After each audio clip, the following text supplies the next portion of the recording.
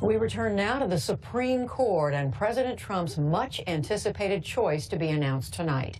For that, we are joined by Elizabeth Wydra, president of the Progressive Constitutional Accountability Center; Michael Carvin, former Deputy Assistant Attorney General in the Office of Legal Counsel during the Reagan administration. He's now in private practice; Marcia Coyle, Chief Washington Correspondent for the National Law Journal and our NewsHour regular. And we hope to be joined shortly by Tom Goldstein, founder of SCOTUSblog.com. And we welcome all of you to the program. So, Marcia, I'm going to start with you. We keep hearing that it's down to 2 individuals. This is after 21 names that President Trump gave us back during the campaign last May. What are we to make of the finalists, if that's what they are? How are they different from the long list we originally saw? Well, I think the original list really did contain very solid conservative judges on it, either on federal appellate courts and even on some state Supreme Courts. The 2 now that we're focusing on, Judge Gorsuch, who is in Colorado, and Judge Hardiman, who is from Pennsylvania. He sits in Pittsburgh. Gorsuch sits in Denver, I believe. They've risen to the top, I think, especially because they seem closest to Justice Scalia's jurisprudence. Judy, if you recall, President Trump said during the campaign that he wanted to appoint someone who was like Justice Scalia, the late Justice Scalia. I think that Judge Gorsuch really is closest to Justice Scalia in his approach to judging. I think all of the finalists would have considered themselves close to Justice Scalia as originalists and textualists, but Judge Gorsuch is really probably has been the most vocal and most passionate about using originalism and textualism to interpret the Constitution and statutes. Michael Carvin, how would you separate these 2, if that's who they are, the finalists, from that long list that we originally saw? Well, to echo what Marcia said, they'd both be worthy successors to Scalia. They share the same approach to the law, which is to interpret the law according to its text and structure and not impose your own personal values, to act as an umpire, not as a legislator. I think Judge Gorsuch probably digs a little deeper into the law and is more vocal, if you will, about the virtues of originalism. Deeper than? Judge Hardiman, the other candidate from Pittsburgh, which is in no way to suggest that Judge Hardiman's not an excellent lawyer, which he certainly is. It's just that I think Judge Gorsuch perhaps has stood out among the current federal judiciary because he takes a very intellectual, very deep-seated approach to why originalism is correct and how you get to the correct answers. Elizabeth Wydra, what would you add to looking at these 2 who appear to be the finalists? Yeah, I think whichever one is the nominee, we're going to be looking very closely to see whether he is someone who will apply the Constitution and its guarantees of equality and justice for all, indeed to all people, not just those who look like him or have the same amount of money in their bank account or who pray like him.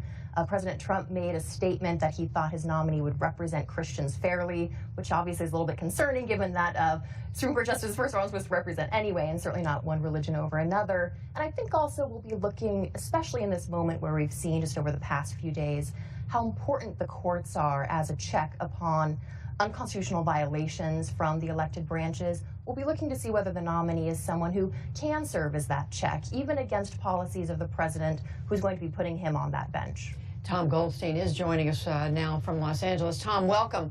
So what do you look for tonight? We've been talking about what it is that characterizes these 2 apparent finalists, Judge Goldstein and Judge Hardiman. What do you see and what are you looking for? Well, I think that the president really is going to get a lot of credit from conservatives. I think that probably the big difference is just the cases that they've heard. Judge Gorsuch has heard more cases about religious liberty, whereas Judge Hardiman has had more cases related to guns, and both those issues appeal to conservatives who are very concerned about the Supreme Court. I think we're going to see more drama from President Trump than we usually see in rollouts related to the Supreme Court, and then we're going to hear a lot of sound and fury that will ultimately probably amount to nothing because Republicans simply have the power between the presidency and the Senate to get through essentially anyone.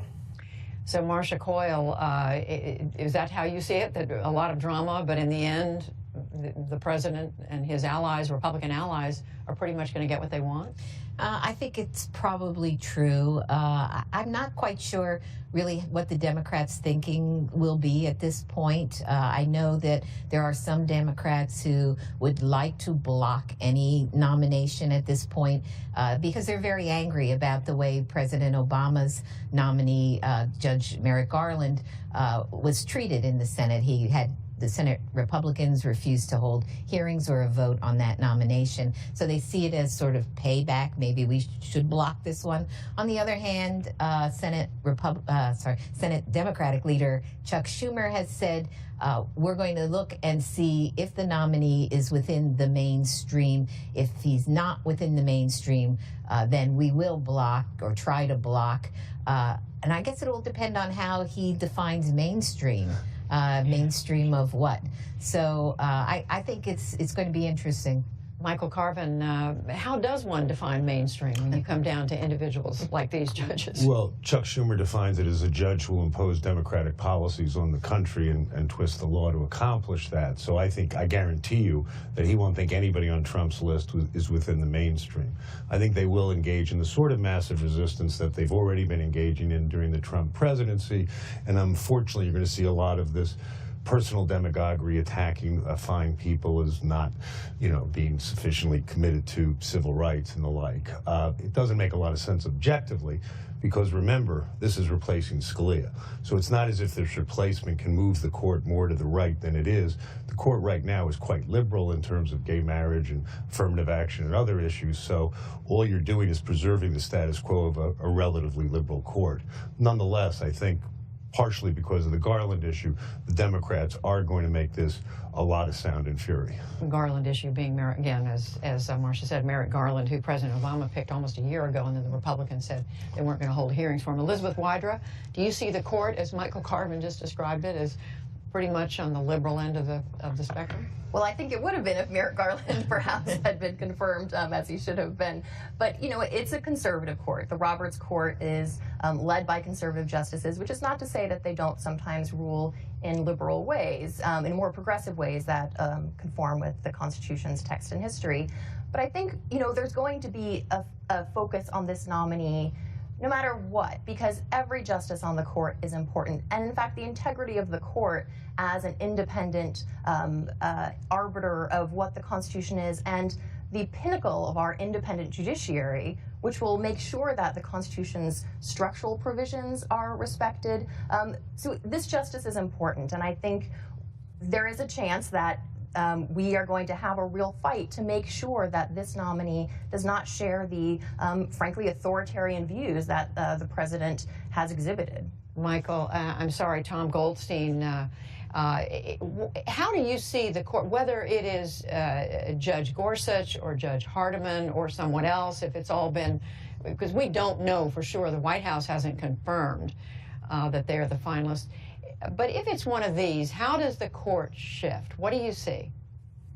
Well, I don't think the court does shift very much. I think the court's considerably more conservative than Michael Carvin describes, but he's quite right to say, in the main, you're probably looking at somebody who's a lot like Justice Scalia. But what does happen is you extend that for a generation. You're talking about someone who's likely to be on the court for a quarter century more. And so it locks in whatever the ideology of the court is now in a really important way, and it avoids a shift to the court to the left that Elizabeth Wydra described. The other thing is it changes when you're a judge and you become a justice. You get freed from a lot of the constraints of existing precedent. So nobody ought to say with great confidence what any of these judges will do when they're a Supreme Court justice. Conservative Republicans have gotten a lot better about not putting on somebody who's squishy, who might move a lot, but it's still unpredictable. I just quickly want to go around the table before we wrap up and ask each of you about the process that these names have come out. That you had a candidate for president putting out almost 24 names, and now we're down to 2. It's a primetime news conference. Marcia, is this different from the way it's normally done? Well, I think every president looks to certain individuals and certain groups for input in terms of who may most reflect that president's own ideology, philosophy, and that was no different, I think, in this case. President Trump reportedly was assisted by the Conservative Federalist Society and the Conservative Heritage Foundation. In terms of the rollout, we're told both judges at the White House right now, that is puzzling, different, and I guess we have to wait and see. Okay, 45 seconds. Michael Carvin, is this unusual to do it like this? Well, I think President Trump was much more specific than most presidents have been. I agree with that. Normally, you're going to give a general sense of who you're going to appoint, but this was a very important issue because of Justice Scalia's passing, and President Trump was very clear about the kind of justice he was going to appoint. So I think he probably has a more specific mandate than most of his predecessors in terms of who he's going to name. Just a few seconds, your thought on the process. Yeah, I think one of the unusual parts of this process is that Trump was very clear about his litmus tests. He had 3: abortion, religious liberty, and guns. And normally you don't do that because it suggests you're guaranteeing a vote, so that was very unusual. Tom Goldstein, 5 seconds. It's usually less of a circus than this. All right, Tom Goldstein joining us from Los Angeles. We're glad you made it through the traffic. Thanks so much. Elizabeth Wydra, Marcia Coyle, and Michael Carvin. Thank you all. Thanks. Great to be with you.